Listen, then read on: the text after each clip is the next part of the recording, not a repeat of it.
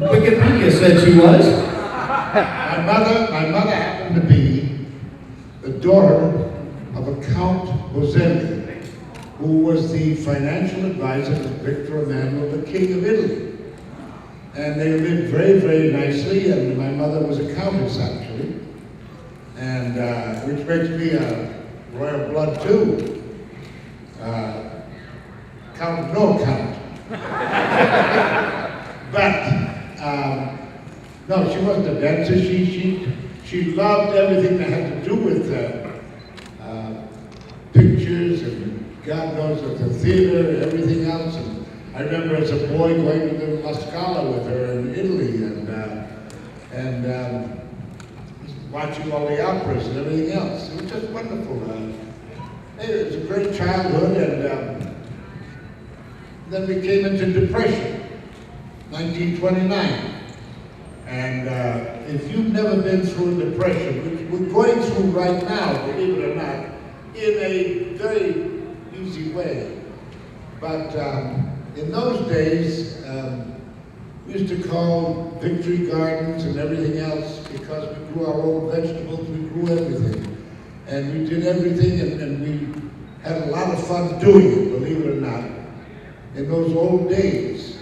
Whereas everybody today, you know, the only thing that they know is get on the internet or get in front of a television set, and that's it, that's what you live for. It's the greatest thing in the world. I don't find kids out there hustling around out there in the woods anymore. Hey, one thing, hey. So why don't you give us a couple highlights? I haven't had breakfast yet. Believe it or not. What are some of your favorite film projects that you've done? Every one of them. You know, if people say, what's your best picture? I have no best picture. It's like, you know, you work on a picture. And I've always kind of put it like a woman having a child. You're going to love that picture. And you get to the point where, hey man, you're giving birth to something and you're showing people exactly what you can do in something else. And I remember one time I was making Emperor of the North. I used to go home at night and say to my wife, am I really that bad? Am I really that kind of a dirty person that killed people with a hammer? And what could possibly be coming out of me? She said, don't worry about it. Everything's going to be fine. You're just acting. I said, oh, boy. You kind of wonder sometimes. But, you know, hey, it happens and that's the way it is. And so, that's it. What else you want to know? Well, we've got a lot of horror fans here today, of course. And, you want questions too? Let's say, how do you prepare for a role playing the devil? How do I compare? No, prepare. Oh, prepare. Easy, read the part. Did you keep that robe in devil horns? No, I didn't. No, I turned everything in. Why don't we take some questions from the audience now? I know we've got one. You, sir. Go ahead, you put up your hand first. Go. And you just let me, after you ask a question, let me repeat it so everyone can hear. Sure. Can you tell us a little bit about the experience of Escape from New York, working with John Carpenter and Kurt Russell? The question is, can you please tell us about working with John Carpenter on Escape from New York? John Carpenter telephoned me one day. He said, listen, he said, I'm going to shoot a picture. And he said, and I got a part for you, and can I talk to you? And I said, sure. So we went over there to the smokehouse and right across the street from the what the devil is it? Anyway, one of the studios. And we're sitting there, and he said, I got this part for you and everything, and I read the script, and I said, yeah, I don't want to play a cabbie. I said, hell, I could do a cabbie with my eyes closed. I said, the part that I had in mind was, something like Lee Van Cleef, No, he says, I've already given it to me, Van Cleef. I want to play the warden. And I said, oh, golly. And John is a wonderful guy, carpenter, and I said, okay, I'll play it for you. He said, but I wrote it especially for you. I said, okay. So we went ahead and did it. I had a wonderful time with it. And it was the easiest thing in the world, you know, hey, throwing bombs and everything else, you know, doing all those crazy things. And I'll never forget when we went to see the motion picture the first time was in the Actors Studio in Hollywood.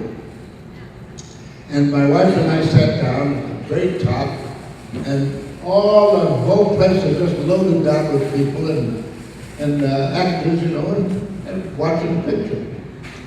And there was not one thing said until it showed where I came down the road and pow, the car broke apart and there I was, dead. And everybody went, oh.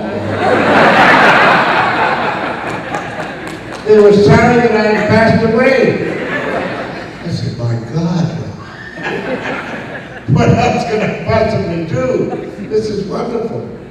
So it turned out to be pretty good after all, so that's it. I'd say there's a few fans of that movie here.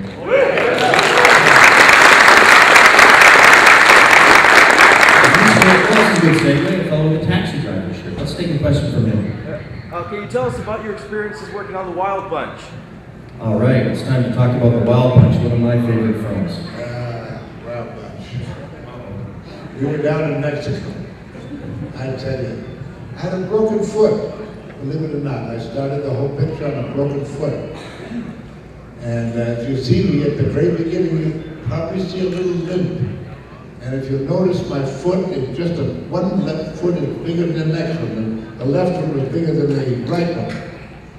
And I think the time to really spot it is when I reached down to help a woman whose packages had fallen.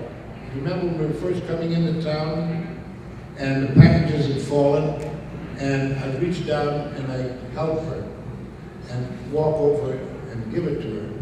And that's when you'll notice the limp. Other than that, everything was fine. I had a walking crutch and we did it. Bam, bam, bam. Thank you, ma'am. And I did the picture. It was the most enervating picture I've ever been in my life. And Peckinpah was the kind of a fella that used to leave it up to the actors. He'd explain what he wanted, and we did it. Because he felt that, hey man, I'm working with pros. And this was what life is all about in motion pictures. When you're working in front of a camera and everything else, you expect other people to be professional as well. And this is the same way as anything else in life. When you're working with somebody, you say, hey man, I'm working with a professional. That's what life is all about. But we had a ball doing it. And Ben Johnson, and God, you couldn't ask for anybody better than Bill Holden and Warren Oates. Oh, the best. They were the best. And it was a marvelous picture, and we were very proud of it, believe it or not. Yeah. But it's a hell of an experience, I'll tell you. I think as we're getting to the end of this, we should come right up to now. I mean, you were nominated in 2009 for your role in the very last episode of ER for an Emmy. I mean, you're still out there going hard at it. I mean, you were in red as the records keeper.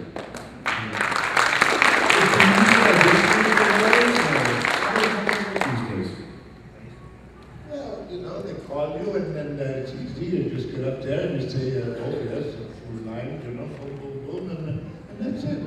Play the nice guy, and first thing you know, it's, oh yeah, Jesus, you're a good actor. I can ride a horse. There you go. You ride a horse, you can ride anything, you know what I mean? I've been in submarines, I've been in helicopters, I've been in airplanes. you name it, we did. But that's the exciting part of acting. You're not doing the same thing every day. Today you're a pilot. The next day you're this, you're that. And believe me, it's wonderful because your life is changing all the time. And you're not just a humdrum thing working on the stage doing that same part every day. Sure, you created something, but after a while it gets to the point where you're going crazy because you're reciting nothing but lines after line after line, the same day, every day, and you say to yourself, what the hell am I accomplishing? You're making money, sure. You're working, sure. But you're not getting the gist of what the hell really an actor should be doing. And this is fun. This is where it's all, being on a horse, oh my God. I love a horse. I love going like a bat out of hell, and after chasing and bam, bam, bam, and kill the Indians and kill everybody.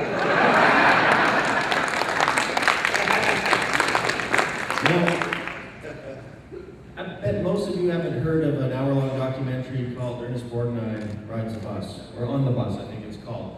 But if you haven't, go to a website called Vimeo and just search for it. It's on there. It's fantastic. And what it is in the 90s, this man here decided he would buy a cruising bus, like the type rock bands drive around in, and he would go see the country. And this is a documentary about him going across America and just visiting places and people and going to breweries and factories. And it really, really makes you understand what kind of a down-to-earth fellow that Ernest Borgnine is. And I think it's one of the most fantastic things to do that. And I gotta know, your bus was called the Sunbum. Do you still have it? No, at 89 I said, I better call it a day. Because, there are so many wild people out there in that world who would just love to be ran by a bus. And oh my God, look who's driving it. And the first thing you know, you get into all kinds of trouble. And I'm not looking for trouble, believe me, all I want is love. And hey, that's what life is all about. So I sold the bus to a man who was more than a buddy, he was a dear, dear friend. And he was out there on a motorcycle one day, enjoying himself, the way he always did, and suddenly had a terrible heart attack and killed himself on a car. But that was the end of that. And that's where I used to go every year with him up to his place up in Alaska. And I drove the bus up there, we had a ball, and you'd see all the bear and the moose and everything else on the way. And this is what you learn about. It's just like people in an airplane. Some of them close the windows. I keep my window open because I want to see my country. I want to see what it's all about. I want to see where they're having a fire or something. My God, you can be part of it. And this is what the country's all about. This is the beauty of seeing America, even from an airplane. But these people close it like they read a newspaper sometime when they're going along in an automobile. I can't imagine not looking out there and seeing the greenery, the beautiful part of what the hell we living in. You gotta have a little bit of this before you can really enjoy it. And I beg you, please pass the word. Don't close your windows. Leave them open. Look at your country. Look at the whole world around you. You'd be surprised what you can see. It's a wonderful, wonderful country. I think that's a beautiful way to